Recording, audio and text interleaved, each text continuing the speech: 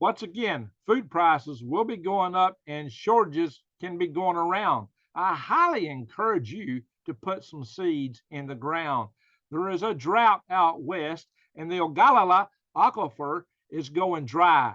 The Chinese got food shortages coming, and on global market, they're going to buy, and buy. And all that is going to drive the prices up. So you need to be getting ready for this, my friends. You need to prepare. I expect food inflation to hit our country right soon this fall, winter. And right now is a good time to get ready because you can still plant stuff. So, my friends, what we got to talk about is it's not just the drought. I mean, we just had some storms in the Midwest and out in the grain belt areas, and we can expect that to help a little bit, but they're still in a drought condition. This is already beginning of summer. A lot of these crops, like corn, have already made a lot of what they're going to do, and some of them are suffering greatly already. Yeah, they have that offer. They're trying not to hit it as much as they had been, but they're going to have to tap it this year, and she is running dry. But that isn't the biggest problem we're facing probably for this year, the short term, but it is a long term problem. So we're looking at short term and long term issues here. The short term issue is really going to be China. China is suffering this year because they're having droughts in the southern and northern regions, which are depleting crop growth. And in the middle of China, it has been raining like crazy. And there, they've actually had too much rain. It's caused black mold and things in the heads of the wheat crops that has made them unfit for use. So China actually produces more wheat and more rice than any other nation on earth, believe it or not. Even though they buy from us, they produce most. They just got so many more people to eat. The number two nation is India, and the number three nation is the United States in wheat crop growth. And I think, so they grow a lot of crop there, but they just are having real issues this year. So you can expect them to buy a lot. Now, say we have an open market. Everything is traded through the commodities exchange. Bankers run our crops, really, which is not a good thing for us. There's no inhibition on who can sell or on the export of crops out of this country like some other countries have. Oh, yeah, there's a really good report on the Chinese aspect of this that Steve Poplar just did on his channel, and I'll put a link to that video in the notes below and a link to his channel. Check him out, guys. He's a great guy. I've had him on his channel in the past talking about issues like this. He's got a good YouTube channel. Highly recommend it. He goes in great detail talking about the Chinese situation. I'm going to focus a little bit more on aquifer, but the point of that is that's the short-term issue. The short-term issue is we're straining to produce this year, but usually we produce enough that we can still cover ourselves and export, but not if they come in and clear our market out. And in the long term, with the Ogallala, hope I said that right. I do have issues saying that. With the Ogallala Aquifer being running dry, we're going to have some very severe long-term issues. You got to remember, too, we're in a mega drought in the West overall. The rivers are down. Yeah, we had some rivers of atmospheric water dumping on California lately. Good for them. Their reservoirs have been replenished a good deal. But, the Colorado River is still dry, and so much of the Southwest relies on that. It's going to be a major issue. So we've just got to wait. I'm going to show you some of the stuff in a minute.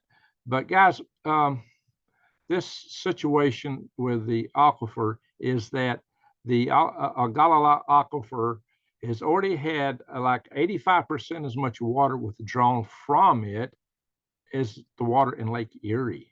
That's a lot of water. And in some places, it's only a few feet deep now. In some areas in Texas Panhandle, apparently they've already pumped it dry. Maybe up in Nebraska somewhere, it might be 1,000 feet deep or something like that within the aquifer. But they say just this year alone, we have pumped that aquifer down something on the order of 2 feet. No, excuse me, up to March of this year. Between the beginning of the year and March of this year, what were we doing in that time frame to pump it down? Well, okay, yeah, the cities rely on the area. There's like 80 town cities that rely on that aquifer. So, but I don't think most of the water goes to agricultural uses. I don't know what they were doing in that time frame, but just 2 feet in such a short period of time makes you really wonder, because between 2001 and 2008, we sucked that thing about 32% dry in just those years. That was 20 years ago. I don't know where it's at exactly today. I went on Wikipedia and looked, and most of the data they got there is ancient in modern terms, given how fast everything's changing. I'll show you some of this stuff, but it's not a pretty picture. Newsweek came out with an article on it just yesterday, I believe, and you know they were pining on the problems, the plights that the farmers in the Midwest are facing. Well, actually, the grain belt, you know, where the aquifer is at, from the Texas Panhandle up through Nebraska. That's not exactly the Midwest. That's the Plain States. Okay, I get it right here in a minute. Forgive me, I'm 63 and it's late. But anyway, guys, so what do you do? I mean, this is the long-term aspect. That aquifer is long-term because they've been using that water to water a lot of our crops for several years. I mean, you know, ever since World War II at least, we've been very dependent on that aquifer for our crop growth. And we're looking at having a lot more crop failure without it, and having just not producing as much. Now, maybe it can cover us, maybe not.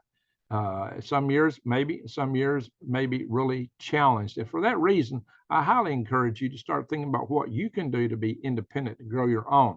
I've covered this in many videos. I've talked about it many times. I've got videos on growing food.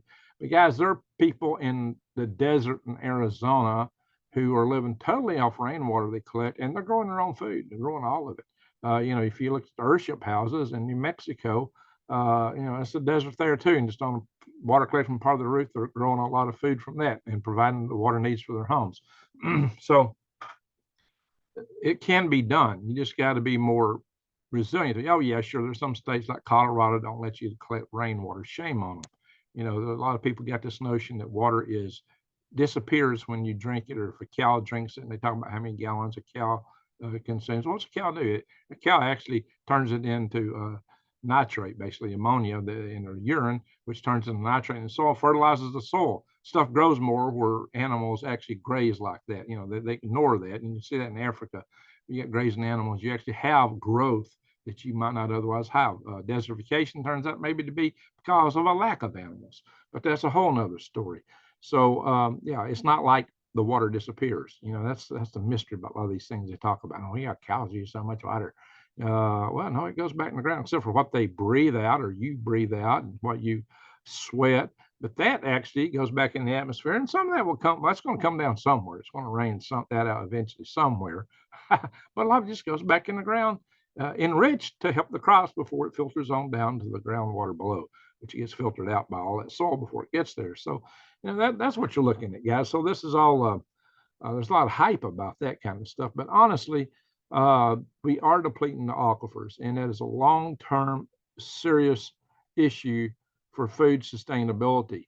And this is why you need to get ready and prepare yourself for that. Now, we're going to go a little bit more into this stuff here in a minute. So I'm going to show you some articles on this. But think about it. 32% of the aquifer was depleted between 2001 and 2008. You know, that's a couple of decades ago now. And you've got 2 feet depleted just, you know, this year up to March. Where are we at now? I mean, we're in the growing season. So yeah, this is not looking pretty. I'm gonna do some article shares here real quick. Do some share screens. Ding, ding, ding.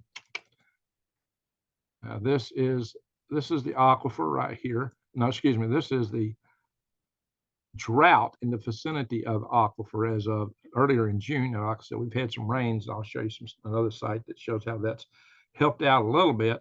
But these are the kind of things we're facing, guys. This is an interactive map. It takes you through different things. This is on Newsweek. So if you come in here, you can also see that, yeah, the hidden underground lake in the center of the U.S. threatens farming. Yeah, they're talking about the aquifer and how it's been depleted. And here's a farmer here who's checking his dried crops out, apparently. That's a pretty mature crop. Is that this year? Maybe, because corn grows pretty fast. But anyway, guys, this is the article here in Wikipedia on the aquifer. And on this part's talking about the Keystone Pipeline here for some reason. That's not where I wanted it to be. But yeah, they got maps in here. But these are all old maps. You know, 1980 and 1995 are talking about the water levels in that time frame. and this is up to year 2000. I don't know. Yeah, like I said, this is all like ancient information. Why is Wikipedia so old on here? So, you know, and this is a 1997 map of how deep it is. You got to be kidding me. Really? 1997? Jeez. That was back when I was flying rockets. That was so long ago. Jeez, guys, come on. So, yeah, this why are they not updating this thing? This is horrible. Anyway, guys, maybe they don't want you to know. Maybe that's it. Maybe they're trying to hide it, guys. But there has been some rain out here in this the Ogallala, however you say, the aquifer area, and that's helping them a little bit right now with some of that drought. You can see we've got some rain here too. But if you look here at the NOAA website, they've got an interactive map here talking about monthly drought outlooks, and they're showing here the legend is drought remains but improves. And I guess that's because of the rain. The dark brown is where the drought persists. And they're expecting drought right across here, which is our corn belt, guys. You know, up in the Vermont even. You know, I hope it don't threaten our cheese supplies. Well, we got, oh yeah, Wisconsin too. Yeah, it's got a little bit in Wisconsin here. But maybe Wisconsin will keep our cheese flowing. So, guys, this is what kind of stuff we're looking at. But see, in China, pigs, rabbits, and fish are dying from searing temperatures. And they're showing a dried out, looks like a twig of a plant here where something was growing and it's just totally dried out and decimated. But it is raining heavy in the middle of China. It's too much. So they got weather extremes. Oh, that's Spain. Why are they putting a picture from Spain in an article on China? These stupid articles. Well, I guess that was to get the point across. But anyway, so I'm not going to go in this article any further, just to let you know that that's an issue. So I'm going to stop the share here. I'll make it quick. Guys, get ready. Prepare yourself. If you know, I just posted a video on on what I call the best advice. If you don't have a homestead, if you have a homestead and it's in an area, it's too crowded. You don't feel comfortable when it hits the fan to be there. And that's the way I'm beginning to feel here. It's many people moving in. There's people moving in like crazy around here. And I'm only 26 miles from Browns Ferry, and we're looking at World War III kind of scenarios right now. I'm getting real antsy here. But anyway, guys, the situation is that if you can't grow your own food, find a community garden, develop the skills, grow them in pots and things like that. That's what you need to do. You need to get started now. This is the beginning of summer. You can still plant summer squash, what they call winter or fall squash, whichever you want to call it. You know, in the fall, you can plant greens and onions and stuff like that. There's still a lot you can plant and grow. It's not too late. So, oh yeah, and here in the South, we don't even start to plant peas, or what we call field peas, until about this time of the year. Field peas, you can still plant some green beans and stuff like that. There's a lot of stuff you can plant. Yeah, beans are really good for you guys. So you need to consider that. So start growing, get to practice in it. And I know some of you already garden real heavily and you're set. Maybe you might share a little expertise with some of the other people that are not so knowledgeable in that area. So if you can share some of the knowledge, that would be a good thing. I've got videos, like I said earlier, in my in my channel. You can check out the growing stuff. But you know, there's also some good videos on YouTube, people growing things out in the desert. Maybe I'll be making some of those in the not too distant future myself. Anyway, that's it, guys. We can expect food prices to go up this year because there's going to be a huge surge in demand in the market, which we might expect China may buy a lot of stuff up before we're ready. Because once they buy it into commodities, the way we're set up, they own it, even if it's right here. And not to mention, they bought a lot of farmland here. Them and the old Gates of Bill, if you know what I mean. And they got a lot of food processing plants they own. It's funny how that out of the 100 food processing plants we got that went up in smoke, I don't think any of them were theirs, were they? Were they? I don't know, you tell me. You know, during the bug that went around, which came from on that side of the world, it was amazing how Smithfield Farms was shut down, theoretically couldn't supply stuff. Well, we found out they were sending pork overseas the whole time, and lots of it. So guys, that's what you can expect. Just because we produce it here don't mean we're going to get to have it to eat toward the end of the year. So do start taking care of yourself. Start growing your own. This junk you buy in the stores is full of pesticides. And there's more and more articles coming out now showing just how bad that really is for you. A lot worse than people thought, because it affects your gut biome. Your gut biome is so central to your immune system and your overall health. They're just figuring that out too. It's very critical. And when you can't grow your own, at least buy at the farmers market as much as you can. Spend your money locally. Spend your dollar locally. Help out the local farmers.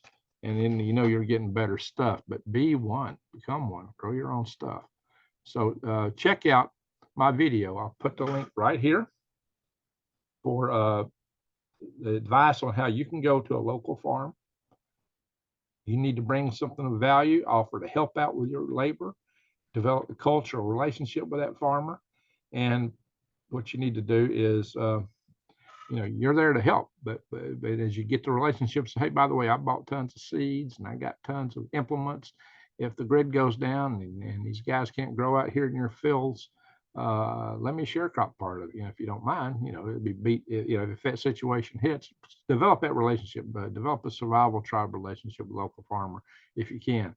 There's a lot of farmers. I've had some post on that video. Hey, I'm a farmer. I'm looking for help. I can't find none.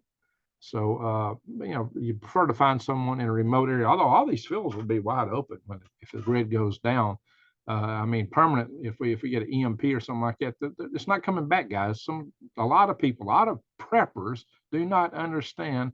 You got to watch my EMP videos. You got to do that to understand what I'm talking about. The grid is not coming back. I'm an electrical engineer, guys, and I'm on 2 power grid defense committees with national level with some of the best scientists and engineers trying to work at this problem. I've chaired 2 power grid defense conferences. That's my podium placard. But I have people thinking, oh, well, I got a generator, I got gas, I'll be good. No. Well, maybe if you can make wood gas, it'll keep you going for a while until your generator goes. So, spare parts aren't going to be only spare parts you can get is what you can cannibalize off something else. You'll be in a Cuban style remanufacturing and maintenance regime, like for cars and stuff. It's going to be hard to do with a lot of modern equipment. So chip reliant. So, we're facing difficulties. I have beat this horse enough. So, once again, the link I just posted a minute ago. So check that out, guys, for advice on what to do in case the grid goes down. You'll have to do that ahead of time. You may not have time now. We may lose everything in a matter of days or weeks, given how the world's spinning right now. It's going nuts. Anyway, prep and pray. Hope we have a better day. Well, I'm going to say thank you for watching. Oh, yeah. Check out my links to seeds, True Leaf Market. That's where you need to get your seeds. Check out True Leaf Market links and check out my Patriot Supply when you get long-term food storage. All the links are below. Thank you for watching. Greg out.